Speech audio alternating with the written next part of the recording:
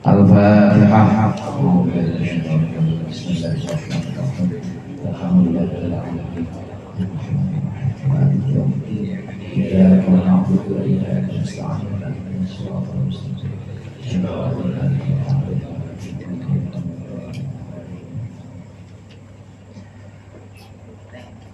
Alhamdulillah jalla wa ala ahmaduhu ala jamil ala wa ashkuruhu syukra man ufiya minal bala.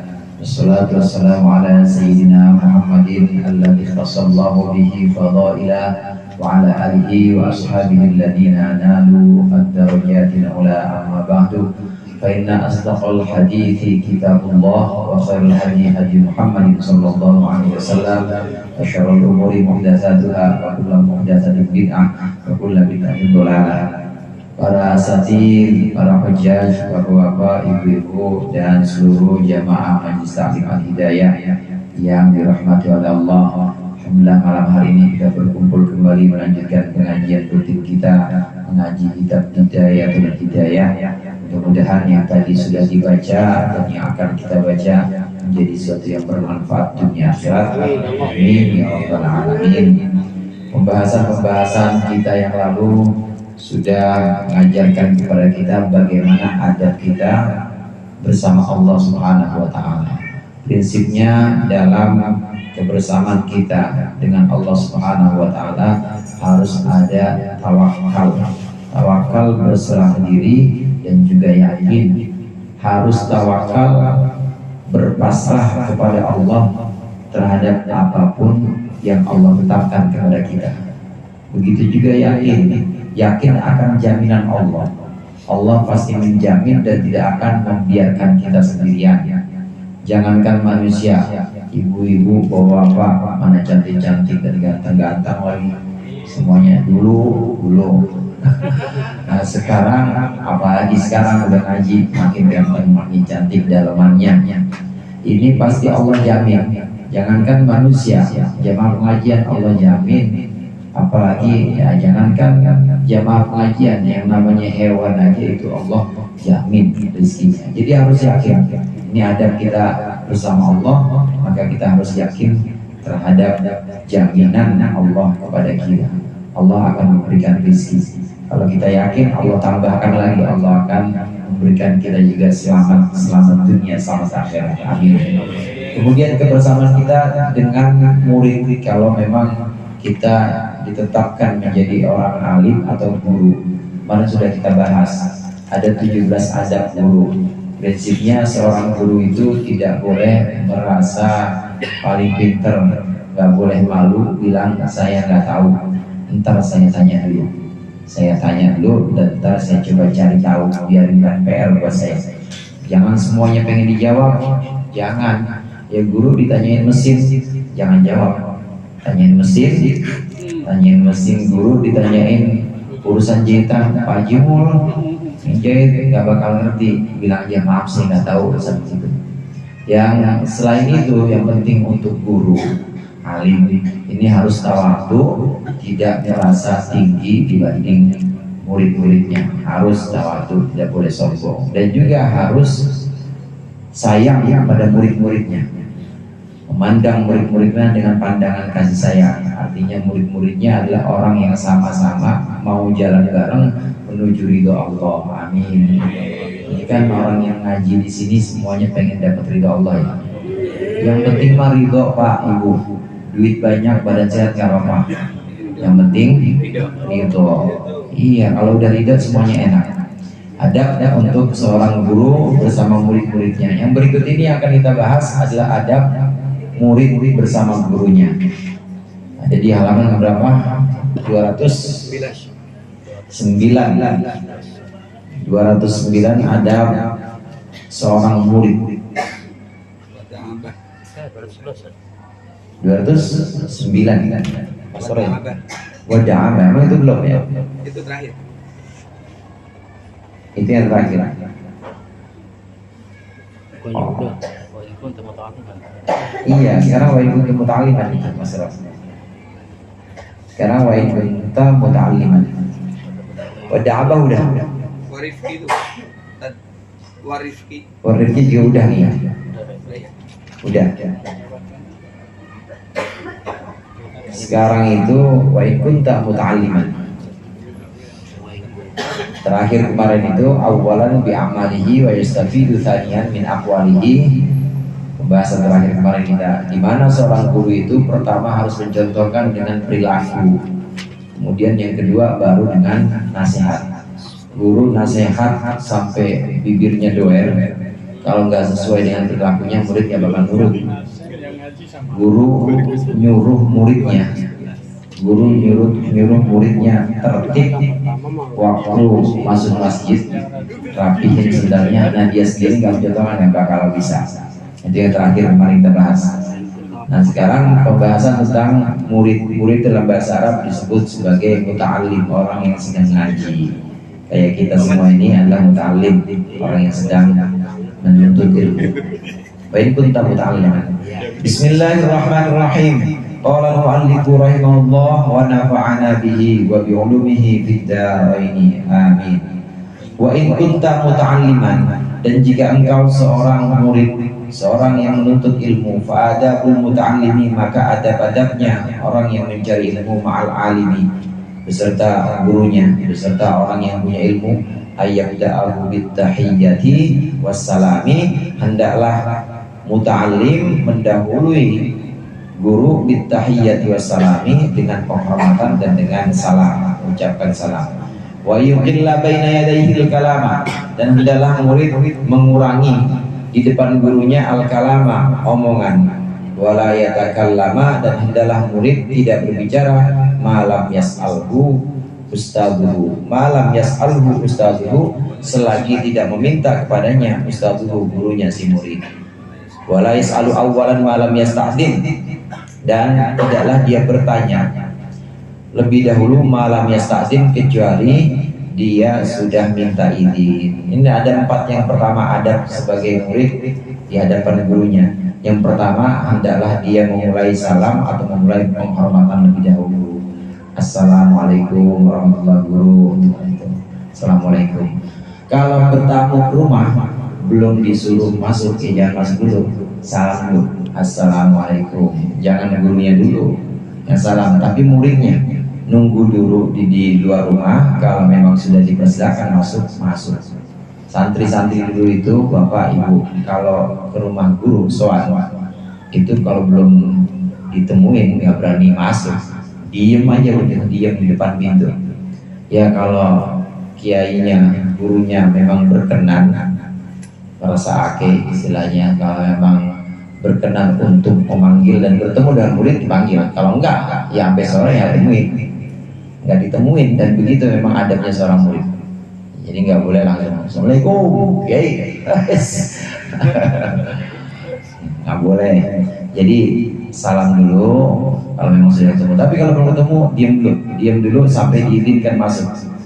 Ketika diizinkan masuk, Rene Cung, kalau itu Rene Cung masuk. Assalamualaikum kiai, kalau baca nganu apa ya? Yang nganu, saya mau nganu. Ibu tahu nganu apa? Yang nganu itu ya tidak terlalu nganu kalau dinganukan. Itu adab pertama. Adab yang kedua, hendaklah seorang murid mengurangi omongan pembicaraan di depan gurunya, meskipun pembicaraan yang mubah atau pembicaraan yang boleh. Ngomongin masalah yang diperbolehkan atau diizinkan. Tanya masalah ilmu kan cakep ya Pak? Cakep. Ngobrol masalah ilmu kan cakep. Tapi untuk seorang murid adabnya depan guru diem aja. Mau bertamu apa diem aja.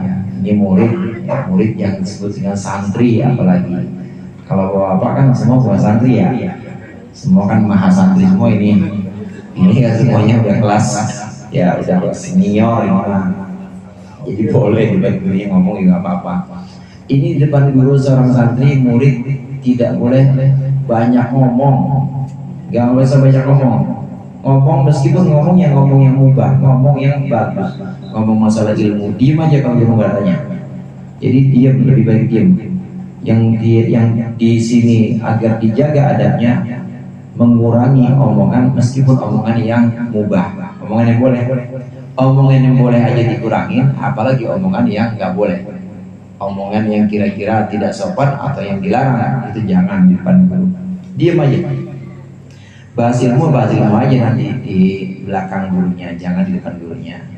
Jadi harus mengurangi pembicaraan sedikit. Kalau ditanya ya jawab, kalau nggak ditanya ya diam aja. Gimana kabar? Emang mau kemana? Habis dari sini mau lanjutin kemana? Tanya. Jangan diem dia, jangan baru nyampe tahu-tahu udah ngomong banyak, kiai saya pengen ini, ada rencana ini nih, saya pengen, waduh jangan, nggak boleh. Seorang murid diam, lebih banyak diamnya di hadapan gurunya. Kemudian yang berikutnya, hendaklah seorang murid itu tidak berbicara kalau gurunya tidak tanya. Tadi sebagai kita singgung, kalau nggak nanya, nggak jawab atau nggak ngomong, kecuali gurunya tanya, dari mana tadi? Dari rumah kiai. Mau ngapain di sini? Ada perlu ngundang buat maulid. Oh, ya. Itu ada perlu ngundang buat maulid, tapi dana masih kurang kiai. Kiai dipalakin juga, sering Pak itu, sering kejadian di sana. Di sini mah nggak ada, sini mah semuanya beres. Jadi kalau gurunya tanya baru diem, nanti gurunya tanya baru dia menjawab pertanyaan gurunya. Oh, emang siapa rencananya yang mau diundang selain saya? Enggak, pembicara tunggal kiai. Tanggal berapa? Jangan diem-diem, kiai saya mau undang nih, ini acaranya tanggal sekian, kiai harus bisa ya. Pokoknya kalau saya nggak bisa, saya berhenti jadi murid. Itu dengaran saya tohir, diaplokin yang gitu tuh. ngundang di pinggir jalannya nggak boleh. Maksudnya kalau nggak datang ke rumah jangan, Ustaz, katanya. Datang ke rumah juga jangan langsung ngomong. Biar guru yang tanya dulu, ada perlu apa, ada maksud apa kesini? Maulid, bukan kiai, mau minjem duit. Ngutang. Oh, ngutang. Saya aja pengen cari utang kan, katanya. Situ ngutang saya aja pengen ngutang ini. Wala yas'alu. Nah, yang berikutnya yang keempat, dia tidak bertanya kecuali selagi tidak diizinkan. Dia tidak bertanya selagi belum minta izin kepada kiainya. Harus izin dulu. Yang sewu, kalau orang sini izin kiai mau tanya, ayah. Kalau izin kiai mau tanya, saya buru-buru nih. Ya udah, kalau buru-buru udah berhenti. Maaf, ntar lain waktu aja ya. Izin kiai nggak diizinin, udah jangan desak. Izin gurunya, tapi gurunya ada keperluan mendesak, dia buru-buru, jangan dilanjutin. Jadi harus minta izin terlebih dahulu. Izin pertanyaan apapun itu, mau pertanyaan yang hubungannya dengan ilmu maupun pertanyaan hubungannya dengan masalah pribadi. Biasanya murid kalau ke rumah guru itu curhat, ya curhat istrinya agak bisa diatur, ya dianya sendiri bisa ngatur dirinya nggak?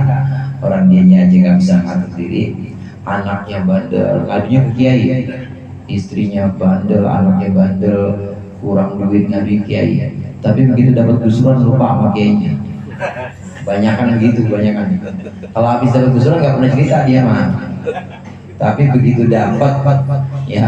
dapat musibah cerita kiai, dia mah dengerin aja. Ya boleh, yang penting minta izin kiai, izin mau cerita, ya silakan izin. Emang kadang hadirin guru-guru kita itu, kalau kita dengan kadang belum kita ungkapkan masalah-masalah kita, itu melihat mukanya aja dan orang kita udah tenang. Itu guru-guru yang sesungguhnya adem bawaannya. Untuk memandang, hanya dengan memandang saja itu bisa menenangkan hati kita. Kadang kalau udah selesai pulang ke rumah, ya buyang lagi aja. Ada buyang, berarti adanya di rumah masalahnya kalau gitu. Ada di rumah. Wala yaqula fi mu'aradati qawlihi qala fulanun bi khilafi ma qulta. Dan hendaklah seorang murid tidak berkata mempertentangkan pendapatnya guru, berkata qala fulan, itu kata si anu bi khilafi ma qulta, lain sama yang guru bilang, enggak boleh. Seorang murid tidak boleh mempertentangkan pendapatnya guru dengan pendapat orang lain, nggak boleh. Ngaji, kita ngaji sama Kiai Soleh misalnya. Ngaji sama Kiai Soleh diterangkan bahwa sunnah-sunnah wudhu itu punya banyak hikmah. Di antara hikmahnya itu kita menyempurnakan wudhu kita. Contoh hikmahnya, waktu kita wudhu sebelum cuci muka maka kita disunahkan untuk kumur-kumur. Antara hikmahnya kumur-kumur kita mengetahui sifat air. Kata Guru Soleh nih, kata Kiai Soleh, mengetahui sifat air. Jadi kalau kita tahu ini sifat air, kok rada asin ya, kok airnya rada tajam, maka kita hati-hati waktu kita raup atau waktu kita cuci muka. Itu hikmahnya kumur-kumur dulu, kata Kiai Soleh. Kemudian dia dengar lagi ngaji sama Kiai Maman, ngaji sama Kiai Maman. Sunnahnya kumur-kumur itu hikmahnya bukan untuk mengetahui itu, tapi hikmahnya adalah untuk mengetahui betapa nikmat Allah berikan kepada kita dengan lisan ini, supaya dosa kita yang dari lisan ini semua gugur. Diceritain lagi ke Guru Soleh, Guru, kata Guru Maman nggak begitu katanya hikmahnya. Nah itu nggak boleh, itu yang begitu. Nggak boleh kita mempertentangkan penjelasan guru kita dengan guru yang lain. Nggak boleh. Padahal Guru Soleh sama Guru Maman pada ngopi bareng. Yang bikin berantem kan muridnya. Kadangnya murid ngomongnya ya A, ngomongnya B. Itu. Jadi jangan mempertentangkan keterangan guru dengan keterangan orang lain. Kata si aku nggak gitu Guru, nggak boleh. Ini adabnya sebagai murid. Wala yushiru alaihi bi khilafi ra'yihi fa yara annahu a'lamu bis-shawabi min ustadzihi. Dan hendaklah dia tidak menunjukkan kepada guru bi khilafi ra'yihi dengan pendapatnya yang berbeda. Fa yara annahu a'lamu bis-shawabi. Lalu dia berpendapat, si murid berpendapat bahwa dia a'lamu bis-shawabi, lebih mengetahui tentang kebenaran. Jangan menunjukkan sikap. Yushiru itu isyarat, jangan menunjukkan sikap kalau kita itu lebih tahu dibanding guru. Jangan, diem aja pokoknya ini. Jangan menunjukkan sikap. Diem, nunduk kepalanya. Jangan, dia pernah nih kemarin. Habis guru baru mulai jelasin, udah pernah nih. Ini di YouTube juga banyak nih yang begini. Nggak boleh. Ya kadang pinteran dia, orang dia ini pakai wifi. Jadi ngaji mulu. Gurunya baru ngomong udah sama dia dari takar. Nah yang kayak gini nggak boleh. Tidak boleh kita menunjukkan dengan gerak-gerik, dengan isyarat, dengan pandangan mata yang menunjukkan bahwa kita punya pendapat lain dan merasa bahwa kita lebih pintar dibanding gurunya. Tidak boleh. Dijaga sikapnya, jangan menunjukkan sikap yang bertentangan dengan guru.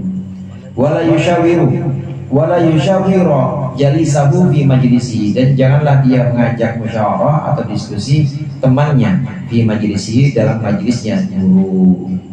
Ini ada majlis, guru lagi nerangin, yang sampingnya malah ngobrol yang lain, musyawarah yang lain. Musyawiru itu musyawarah yang lain, lagi jelasin bidayah, yang sampingnya malah bahas itu singa lagi pergi ya, statusnya itu loh, ada lagi jalan-jalan. Itu mah penutupan pengajian ya, kemarin dia nggak jadi, mana jadinya. Jadi gurunya lagi jelasin apa, dia mah diskusi sama sampingnya, rame jadinya. Rame. Murid ini tidak boleh ngobrol atau tidak boleh musyawarah di tempat guru ngajar. Jadi dengerin. Ya kalau nggak mau dengerin, tidur. Itu lebih baik dibanding musyawarah atau diskusi dengan sesamanya.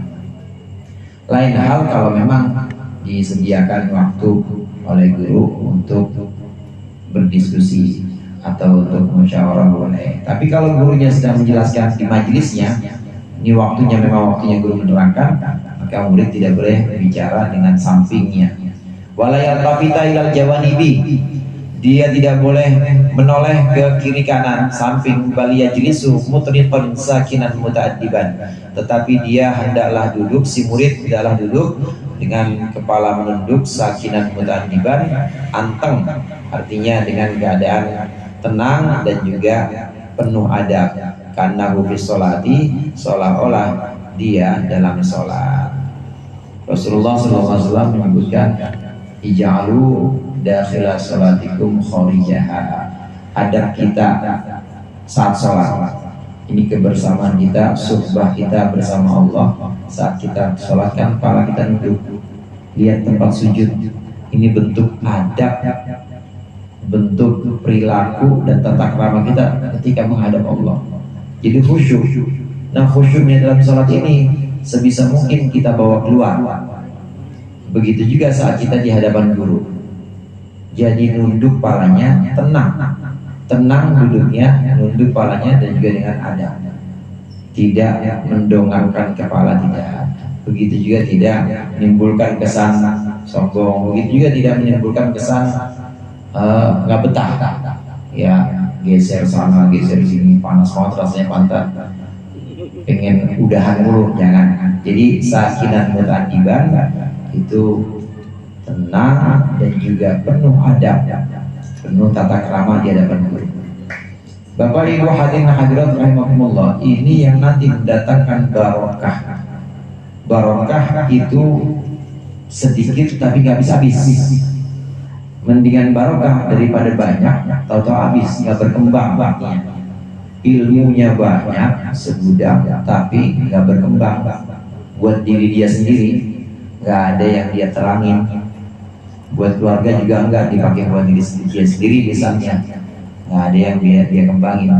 Nah, ada juga yang ilmunya sebenarnya cuma sedikit, cuma sampinah doang, tapi bisa berkembang dan banyak yang dia ajarin, banyak yang ambil manfaat dengan ilmu dia. Namanya barokah.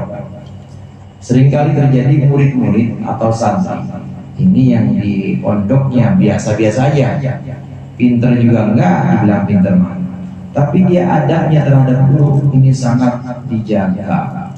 Duduknya, kemudian tata kramanya, cara bicara atau diamnya di hadapan guru ini benar-benar dijaga dan benar-benar diamalkan, diterapkan yang ada di budaya-budaya. Ini justru nanti dapat barokah. Saya punya teman waktu di pondok nggak kelihatan pinter, malah almarhum saya ini malah kalau lagi ada bedean atau bedean apa ya bedean ya? Iya, tebakan, tapi tebakan ini soal tebakan pelajaran, dia lebih sering nggak bisa jawab dibanding teman-teman yang lain. Cuma adabnya pada guru cah dalam memang. Dia emang melayanin kiai. Jadi kalau bikinin kopi, kalau guru pergi dia yang bawa lintasnya, kemudian semua dipegang sama dia, pokoknya yang lain atau apa-apa butuh apa yang dipanggil dia, adabnya. Boyong pulang ke rumahnya, nggak lama setahun datang, wah udah banyak jamaahnya, dan udah banyak orang yang ngaji sama dia. Padahal dulu mah nggak kelihatan, waktu di pondok nggak kelihatan, tapi pulang ke rumah ini kelihatan, langsung kebuka, langsung bisa dibilang futuh atau terbuka, bisa juga dibilang barokahnya guru. Yang dimaksud dengan barokah ketika menjaga adab dengan guru maka berkembang, meskipun cuma sedikit, tapi orang banyak yang mengambil ilmunya. Kadang kita perlu ini Pak Ibu, kadang kita tidak perlu tinggi-tinggi ngaji, ngajinya yang singkat-singkat aja atau ngajinya yang rendah-rendah aja, tapi itu dibutuhin sama kampungnya banyak gitu. Maka banyak jamaah yang datang, banyak orang kampung yang menimba ilmu di situ, karena memang itu yang dibutuhin dibanding ngaji tinggi-tinggi, ngaji usul fikih, ngaji tafsirnya tafsir Qurtubi misalnya tinggi-tinggi, dia bisa tapi nggak datang, cuma dia doang. Nah, lain kalau yang kecil-kecil atau kitab yang singkat-singkat tapi banyak yang ngaji, banyak yang ngamalin, namanya barokah. Satu, bisa barokah sebab adab. Nomor dua, sebab adab ini bisa juga futuh. Futuh itu artinya dibuka. Di pondok waktu dia belum pulang ke rumah, ngapalin susahnya minta ampun, tapi dia tetap ngapal. orang-orang teman-teman udah bisa 20 bait, dia baru 5 misalnya. Teman-teman udah bisa 20 ayat misalnya, dia baru 5 ayat. Susah banget. Tapi dia terus jalan. Nah, ini yang selamanya ditutup di pondok oleh Allah, itu begitu pulang rumah dibuka oleh Allah. Ini namanya futuh. Jadi yang dulunya dia pernah pengen ngapal itu susah banget, begitu pulang dari pondok baru baca sekali aja atau nempel. Ini yang namanya futuh. Futuh bisa juga didapat dari barokah. Futuh itu Allah buka, jadi diaktifasi oleh Allah. Yang tadinya belum aktif, yang tadinya masih susah banget, nah begitu sampai rumah baru baca sekali udah nempel, baru baca sekali udah langsung hafal dia. Padahal dulu di pondok masih susah banget. Nah ini juga bisa dapat lantaran adab pada gurunya dijaga. Bisa karena barokah tadi, bisa karena futuh. Nah ini banyak santri-santri yang kelihatannya dia tidak pintar, tapi barokah ilmunya karena adabnya pada guru benar-benar dijaga. Buat anak-anak kita juga begitu. Kalau gurunya ngomel, ya jangan orang tuanya turun. Mana gurunya? Gue gamparin sekalian. Gak boleh. Kalau kebetulan di pondok lagi ada musibah, husnuzon dengan musibah itu, seperti yang terjadi di pesantren Al-Khawzini ya. Iya, Khawzini itu husnuzon kepada guru, husnuzon kepada para kiai. Dengan husnuzon ini juga insya Allah barokah ilmunya, karena kita mengajarkan kepada anak-anak kita cara husnuzon kepada guru. Anak kita nanti juga husnuzon kepada gurunya. Tapi kalau kita belain anak aja, anak mondok belain, kemudian dikasih hukuman, ditazir sama gurunya, kita belain, pondok apaan nih?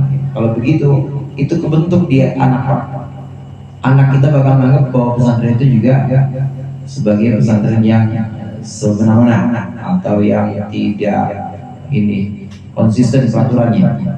Tapi kalau kita menanamkan kepada anak, ikuti itu aturan pondok, nurut aja apa kata guru, apa kata pengurus, apa kata kiai, nurut aja. Kalau kita tanamkan itu, kita husnuzon dengan semua pengelolaan kiai atau pengelolaan pesantren di sana, maka anak akan husnuzon juga kepada gurunya. Kalau anak husnuzon kepada gurunya, barokah nanti ilmunya.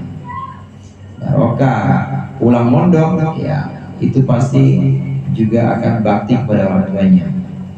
Yang kebanyakan tidak barokah itu pulang mondok sama orang tuanya ngerasa paling pinter. Dia tahu bapaknya gak mondok, tahu ibunya gak mondok, ngajinya cuma seminggu sekali, malam minggu dia hidayah, ngajinya cuma itu doang. Dia ngajinya tiap hari. Nah kalau dia tidak bisa menjaga adabnya pada guru, tidak bisa husnuzon, nanti orang tuanya juga tidak bisa mengharapkan adabnya. Jadi kepada orang tua juga adabnya pasti akan buruk. Dicetaknya di pondok atau saat dia belajar. Bagaimana saat dia belajar adabnya pada guru, maka dia akan punya adab juga pada orang tua, kepada masyarakat sekitarnya.